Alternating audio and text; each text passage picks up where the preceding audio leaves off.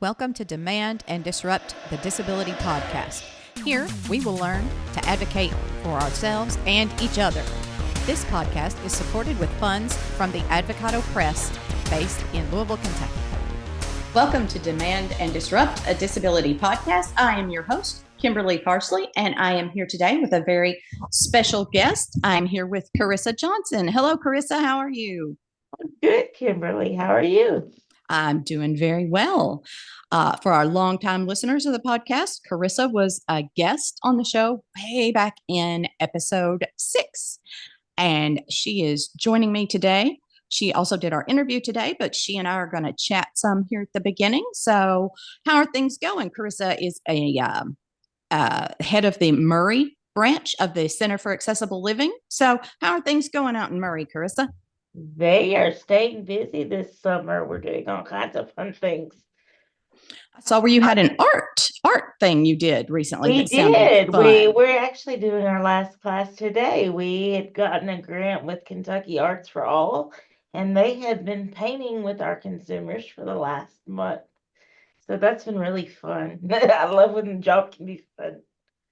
That sounds like so much fun. That does sound like fun. I'm jealous. I'm so jealous. So, and it's July. It is Disability Pride Month. And last time on the show, Lisa and I talked about what we think, how we would celebrate disability pride. You know, not necessarily awareness, but pride, like how we would celebrate. So my idea is that all the restaurants ought to have like dollar disability margaritas or something, like the whole month we ought to get dollar drinks. What do you think?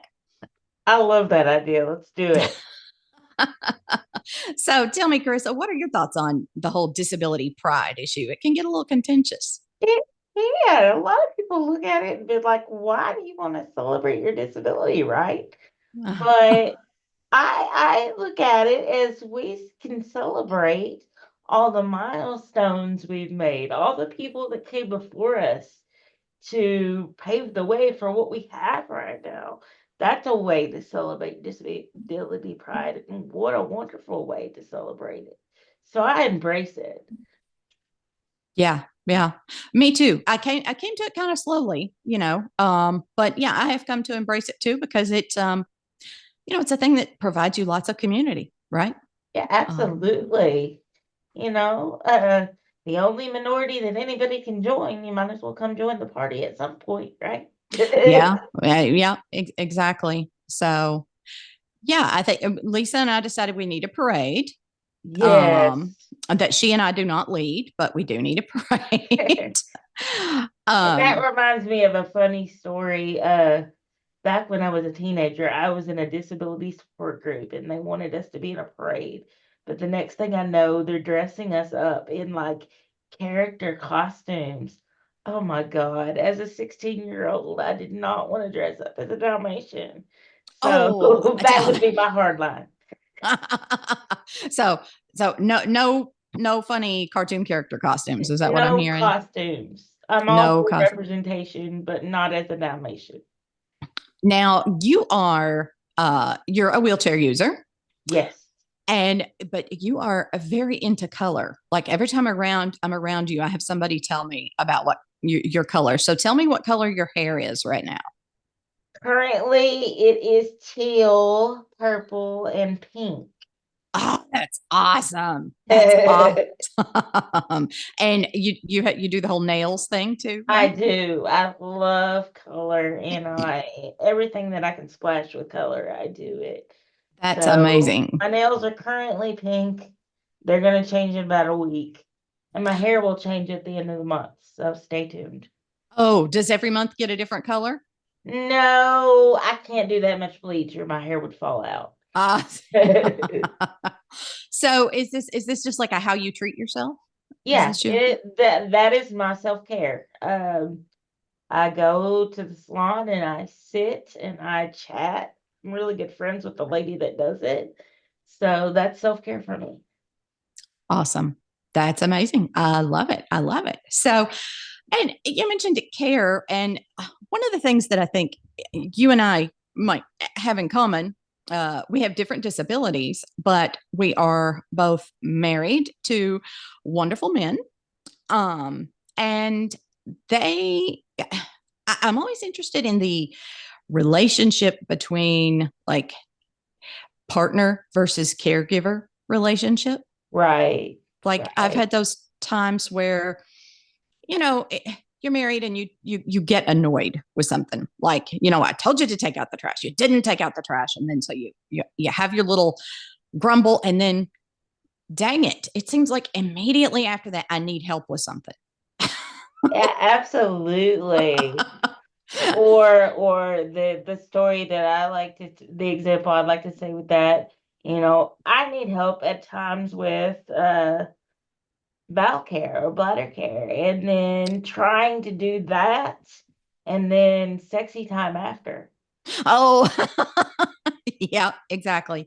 It's tough. It's a tough needle to thread, isn't it? Yeah, it is. Yep. Yep. It's hard. And so what do you do? Do you have any, how do you handle that? Well, it's a hard thing to handle. I know there's some times where he gets annoyed with me too, so it's not just one-sided. Like, I have to do something else. I mean, the poor man works two jobs and takes care of me too, so I feel bad. But at the same time, he has let me know that he wouldn't have it any other way. Um, so I have to stop and remember that he wouldn't do it if he didn't love me. But it's hard. Yeah. Yeah. It is hard. I try to remember to tell.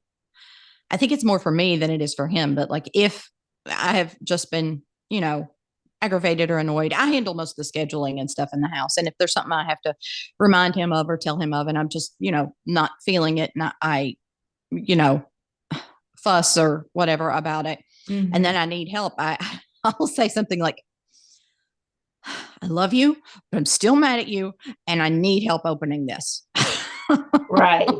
Just to be honest with all the things I'm feeling, and I hope he will do that too. He's not as I mean, he'll tell me he loves me, but he's not one to say I'm annoyed.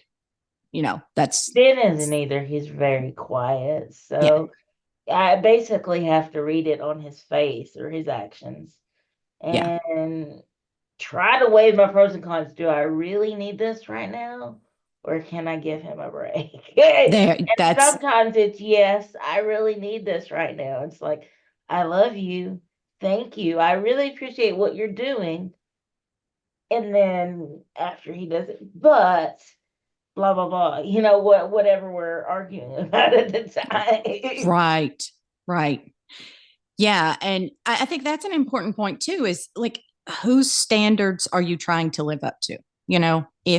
If I am trying to make Michael live up to some exacting standard that I have of something that needs to be done in the house, or a schedule that needs to be kept, that's a good point. I need to ask, does this really need to happen right now?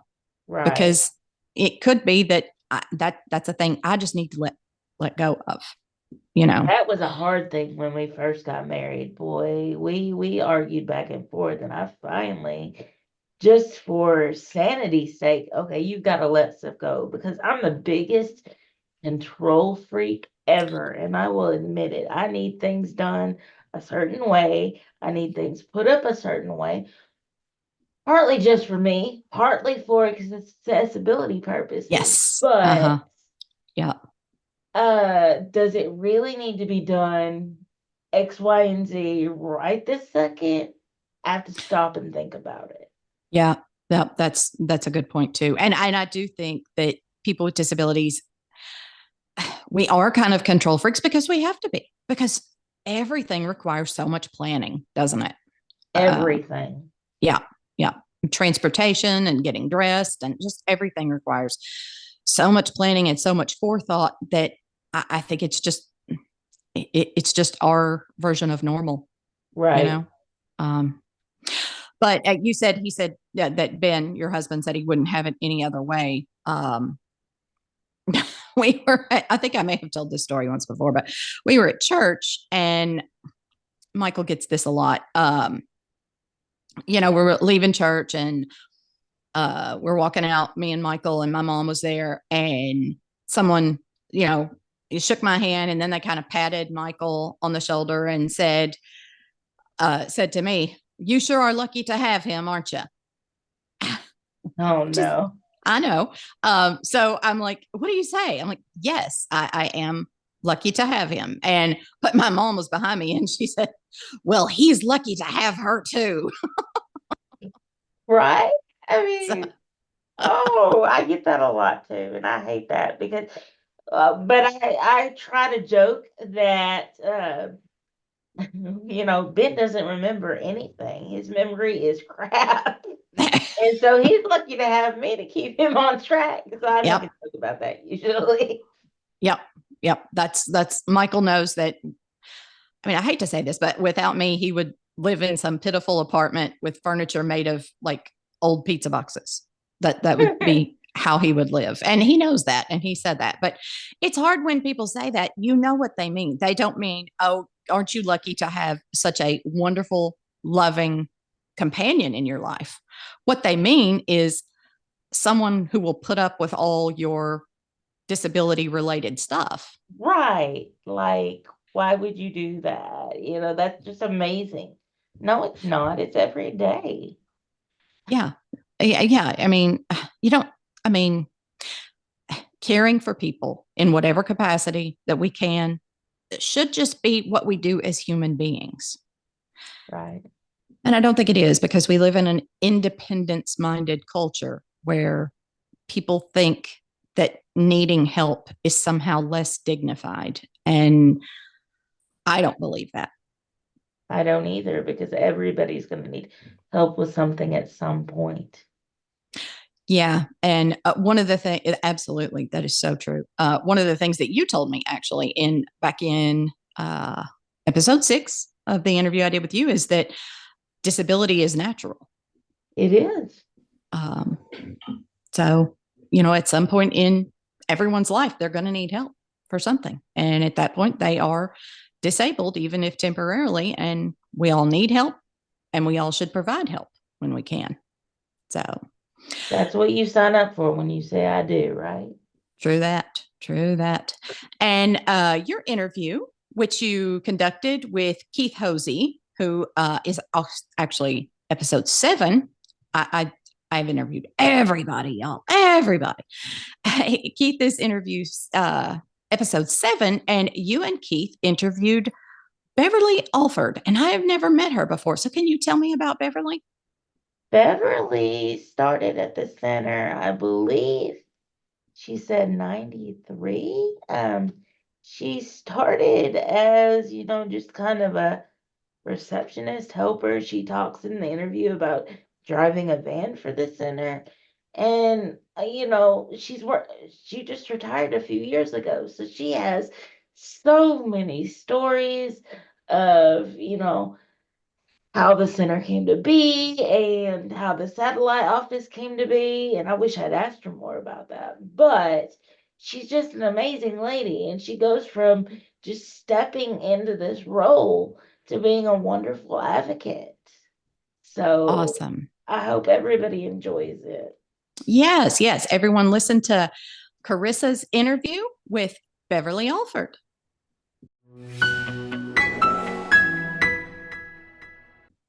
So I'm Carissa Johnson with the Center for Accessible Living, and I'm here with Ethan. Hi, I'm Keith Hosey, and we have Beverly Alford here with us today. We're going to be interviewing Beverly. Beverly is a retired advocate who worked at the Center for Accessible Living for, I think, about 20 years. Is that right, Beverly? 33. 33. Yes. She started when she was 5, y'all. Yeah. Time flies when you're having fun. Right. Beverly's seen a lot of stuff over the years in the advocacy world, and we're really excited to interview her. And and see what she has to say. So, Beverly, a little birdie told me that you started out as a receptionist. Is that right? Actually, I started out as a volunteer. Oh, even further. Yeah. Yes, I started out as a volunteer. There was a lady in our Renew group at church who was the associate director of the center at that time. And she told me that they needed volunteers to do information and referral. Well, I knew nothing about any of this, but I thought, well, I'll give it a try. So I did. And I did that for about, let's see, about 3 or 4 months. Well, then the personal care attendant program had just started, and the program manager for it uh, was a quadriplegic, and the center had a lift equipped van. And at that time, the program manager had to visit everyone on the program once a month. So the driver for him quit, and I was offered the position, so I took that, and that was my first real position at the center. Wow, I knew nothing about that. So this is interesting. Beverly, was that that old blue van, or please tell me? Oh, yes, the old blue van. Absolutely. Yes, and unfortunately, he didn't get to stay very long, and because of some health issues. And then eventually they hired Elaine Zwicker, and I served as her assistant with PCAP. Awesome. I'm just imagining a party bus. Sorry. It was Carissa. It was one of those old Astro vans Oh, wow. that had been equipped with a lift. Awesome. Yeah. With a raised roof that some people forgot about, and it was torn off going into a parking garage. Oh no. Yeah. Wow. Are we allowed to give up names here? Um, I don't think I want to do that. Fair enough. So it seems like you've had many, many hats over the years, Yes, right? I have. So what are some positive changes you've seen over the years? Well, the passing of the ADA was a huge change, and it it made a huge difference to the center. And I think that's when the center really started growing, because in 1994 was when we had the office open in Murray, and we hired a real CFO, and we kind of had hit the big time then. And there were we were in a place in Louisville, in the office in Louisville, where we could have a lot of consumers come in and different things going on for them, and that was a great time. Awesome.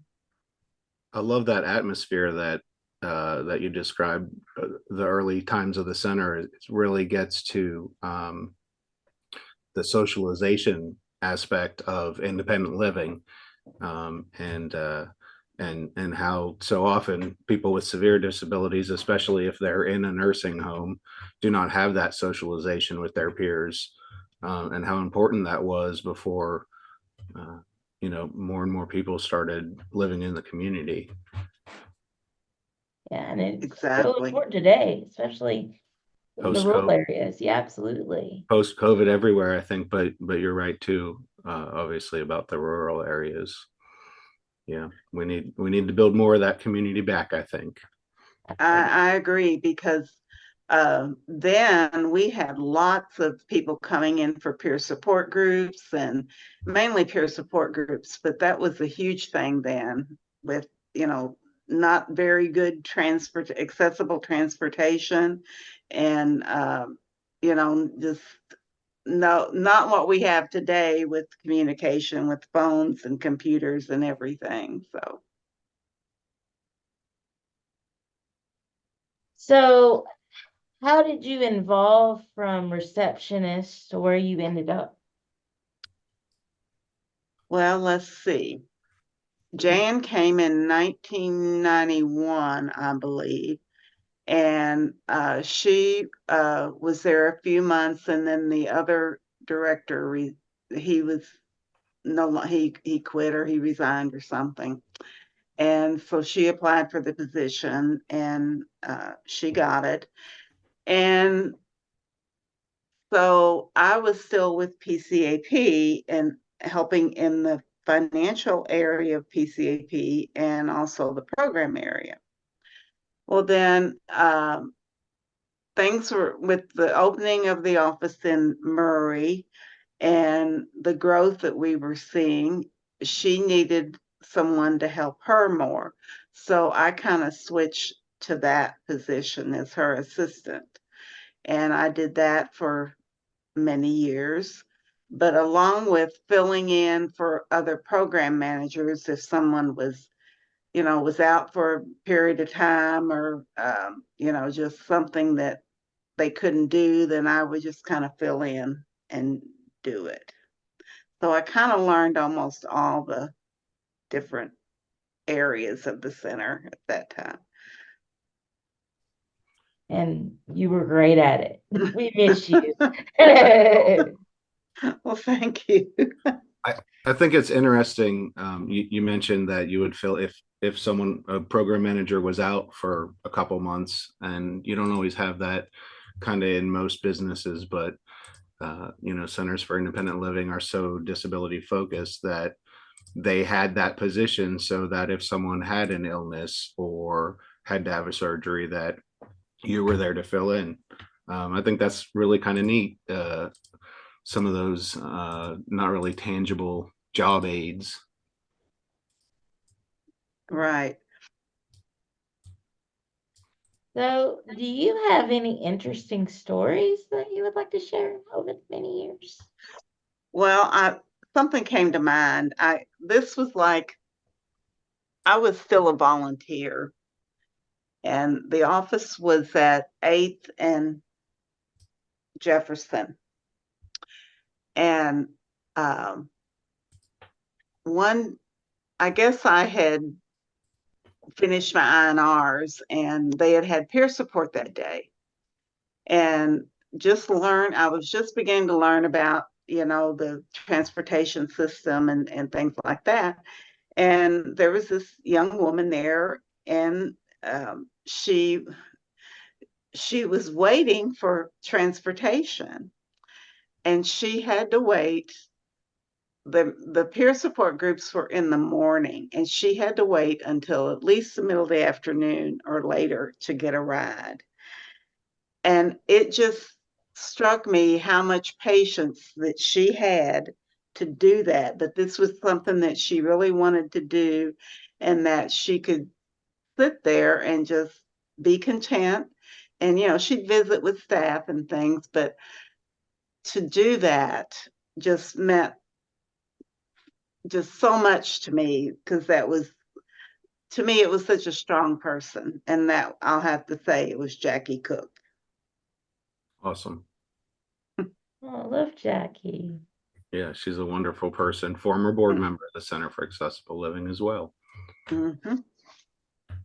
Beverly, who are some interesting people that you've met over your years working at the center? Oh gosh. Well, I've met people from state government and state programs.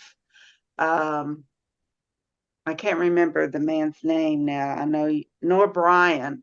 Seems like every time I went somewhere, he was there too. But he was such a friendly person and seemed to really care about people with disabilities and do whatever needed to be done.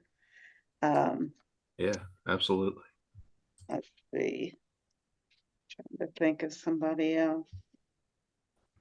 were you there when, didn't Janet Reno come out to the center? Yes, Janet Reno came Are you out to the, Rena? yes, to the fairgrounds.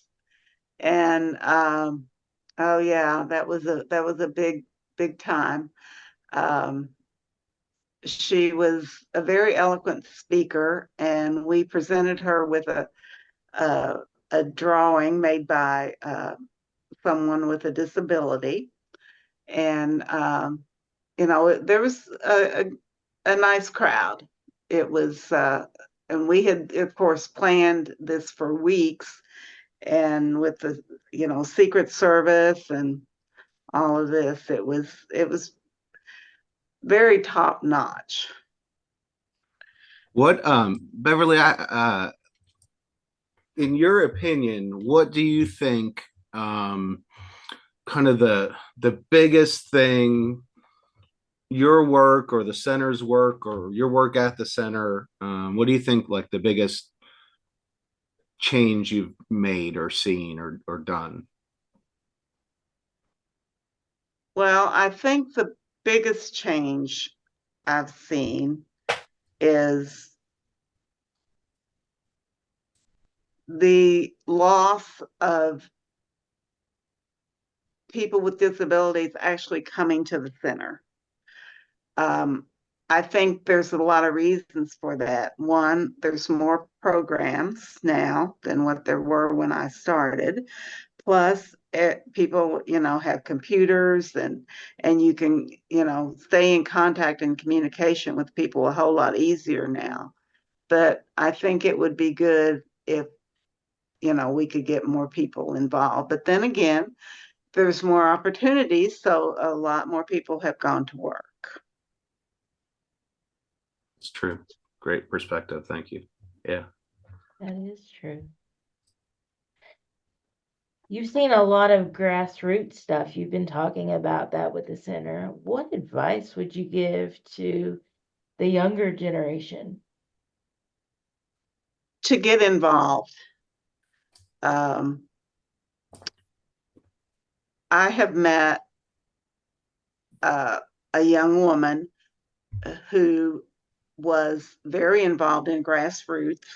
She knew all the original people at the center, uh, Cass Irvin, um, Arthur, Jewel Borland, and all of them. And she was very much an activist then. She isn't now, but I've just met her in the last 8 months, and she's a wonderful person. And um, I've always said I thought she could be a good mentor for somebody who wanted to get involved.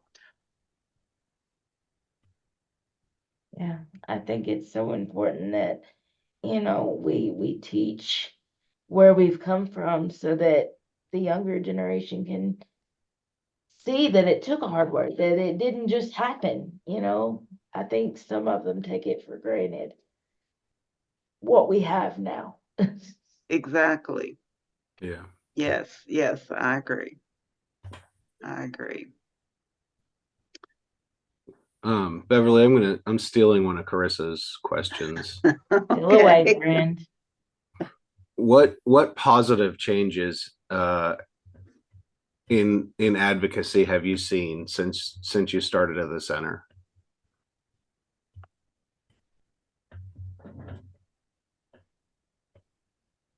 I think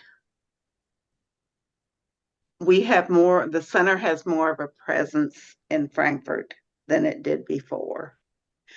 And I think that's how the center has gotten some of the programs that it has.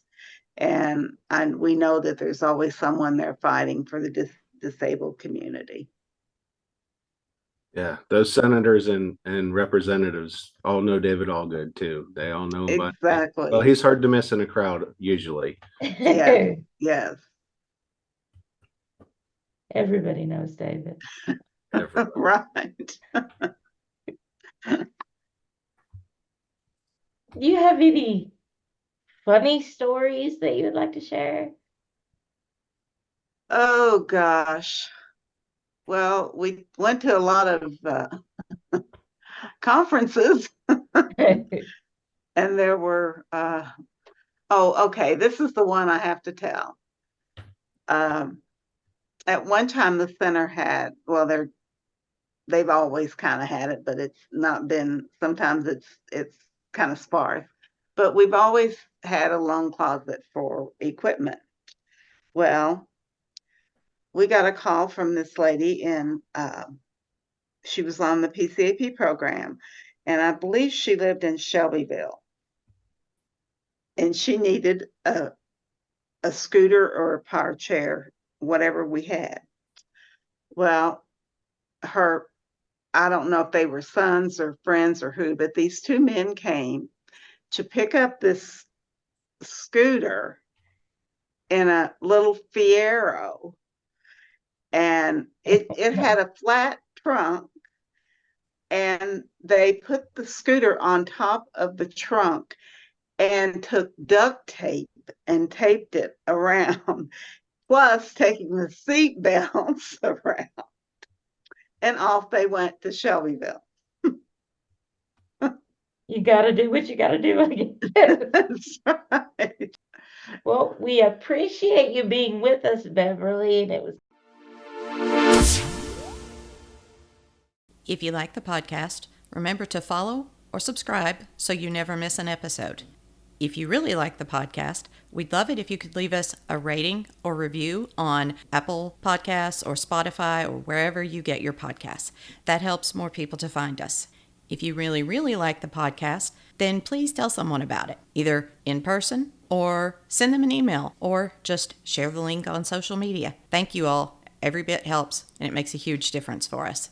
If you'd like a transcript, please send us an email to demandanddisrupt@gmail.com and put transcript in the subject line. Thanks to Chris Unkin for our theme music. Demand and Disrupt is a publication of the Advocado Press with generous support from the Center for Accessible Living located in Louisville, Kentucky. And you can find links to buy the book, A Celebration of Family, Stories of Parents with Disabilities, in our show notes. Thanks, everyone. You say you've seen a change in me. Just for once I think I would agree. We both know there's a difference.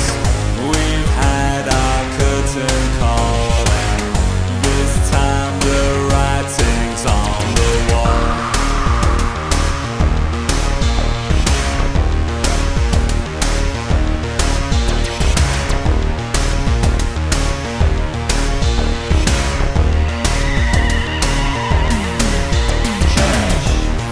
War of words we can't defend. Two damaged hearts refuse to mend. This situation's pointless with each and every day. It's not a game we need to play.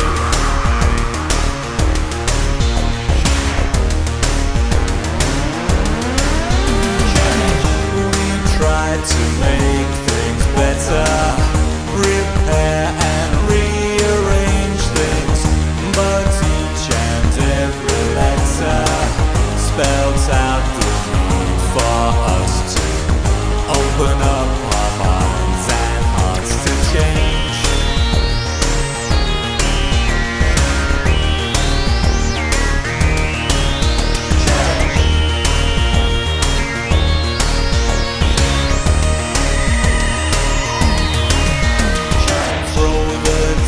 Then what will be, will be. Disregard for good to set us free. There's just no way of knowing if love lives anymore. We'll turn out the light, then close the door.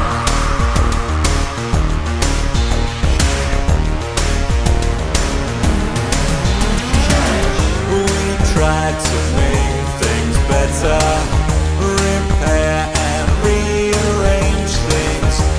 words, each and every letter spells out the